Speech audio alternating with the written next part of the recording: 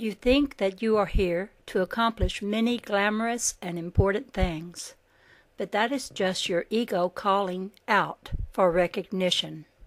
You are here not to do anything, but to undo the false beliefs and ideas you have about yourself and others.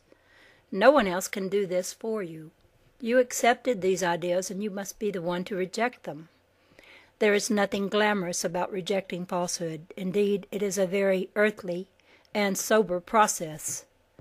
Please spend some time looking at your goals. How many of these goals have to do with accomplishing something in the world?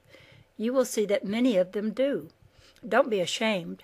Just realize that your attention is directed outward, and please recognize that, even if it were possible, accomplishing all of these goals would not make you happy.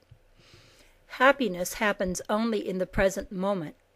If you are happy now, there is nothing else to accomplish. Indeed, if you become concerned about whether you will be happy tomorrow, or even 5 minutes from now, you will forget to be happy now. All your scheming and dreaming takes you away from your present happiness. Many of you have very important jobs serving others, yet you are not happy right now in this moment. I must ask you, at what price will you serve others? Do you really believe that you can bring happiness to another when you yourself are worried and stressed? Surely you know that this is not possible. I need to ask you, friend, are you willing to give up your important goals for the sake of your present happiness?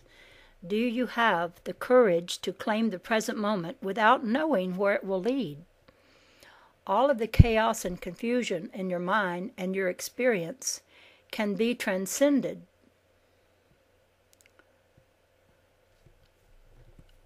through your simple decision to be wholly present and attentive right now. That is the miraculous truth. Would you be free of all conflict, suffering, self-doubt, and judgment? If so, give up your outer goals, worries, and preoccupations, and simply be aware of yourself in this moment. There is nothing glamorous about the process of awakening. People who awaken do not become famous spiritual teachers. They do not build fancy organizations. They live, for the most part, unnoticed by all but a few students who recognize their freedom and authority. Teachers who are valued by the world tend to teach at a very superficial level, for the world rewards tangible outcomes and effects, and spiritual accomplishments tend to be intangible. One who masters the mind is not valued by society. He may be the most powerful being alive, but you will not find him in a position of power. In truth, even if such a position were offered to him, he would not take it. Such a person is not concerned with the manipulation of outer events. For him, there is only one question: are you happy right now? If the answer is yes, then you are already in heaven. If the answer is no, then he simply asks, why not? You may give him 30 pages of testimony as to why you are unhappy, but he will simply ask again, why not? And sooner or later you will realize that all of your reasons for not being happy still do not answer his question, because you have a choice to be happy right now, and there is nothing except your own stubborn need to wallow in the past that prevents you from making a different choice. All the Master can do is ask, why not? He cannot tell you what to do or what not to do, for the responsibility for both doing and undoing belongs to you. All the Master can do is encourage you to take the responsibility here and now. Teachers who tell you what to do or what not to do are betraying their spiritual immaturity. A wise teacher asks good questions, but she gives very little advice. Not withholding love. Giving another the love he needs strengthens that love in you. Withholding that love from him diminishes your awareness of love's presence. When your brother acts inappropriately and demands your attention, he turns you off and you turn away from him. After all, you know you cannot meet his demands. Yet, by turning away from your brother, you withhold love from him, and when you withhold love from him, you are also withholding love from yourself. Your brother only wants your love, but he does not know how to ask for it. Indeed, he is confused about what love is. So he asks for money or sex or something else. He tries to manipulate you to get what he wants. Of course, you don't want to be manipulated. You don't want to reinforce his inappropriate behavior by giving in to his demands. But you don't want to reject him either. So what do? You act in a loving way toward him. You give him the love that he really wants. You give whatever you can give freely. And you don't worry that you aren't meeting his demands. In other words, you say yes to loving him and no to being manipulated. You say no, but you do not cast him out of your heart. You do not judge him or separate from him. You refuse to be a victim or a victimizer. You offer him love in response to his fearful thoughts. You say, "No, friend, I cannot give you what you ask, but I will find a way to support you that affirms both of us. I will not reject you. I will not pretend that you are less worthy than me. Your need for love is as important as mine, and I honor it." This is how the lover talks to the beloved. He does not say, "I will do anything you want." He says, "I will find a way to honor us both." The lover is equal to the beloved. They are the mutual expression of love. It is important that you understand this. Many of you believe that if you do not say yes to another's demands, you are not acting in a loving way. That is not true. Never say yes to another's demands. That is not loving yourself.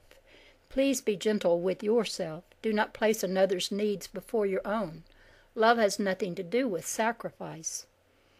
Please understand this. Some of you believe that you must say no to everyone to protect yourself from their demands. That is not true.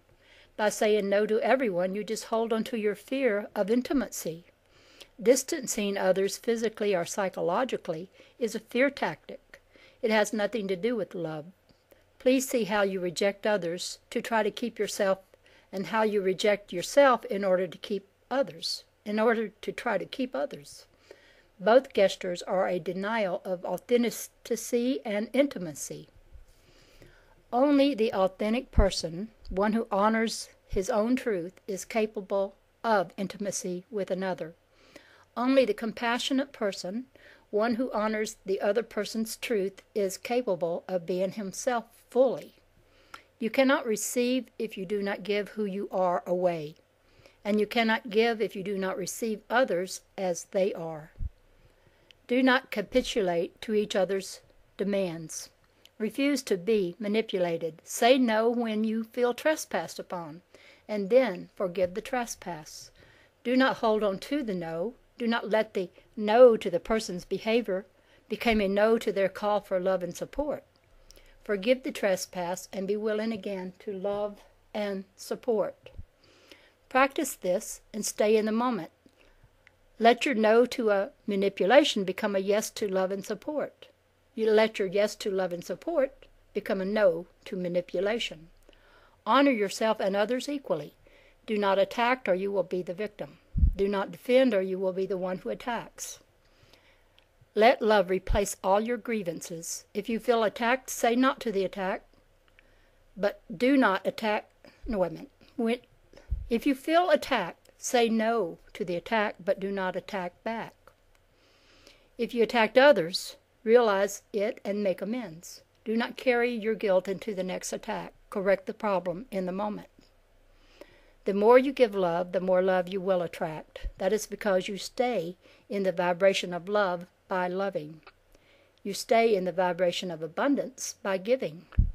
You must learn to say yes to people's need for love and support. The more you do this, the less their behavior toward you will be motivated by fear. If you wish to dissolve violence, do not make the fearful more afraid. Communicate to them your love and support. Love redeems, hatred condemns. You will never realize the power of love until you begin to exercise it in your life.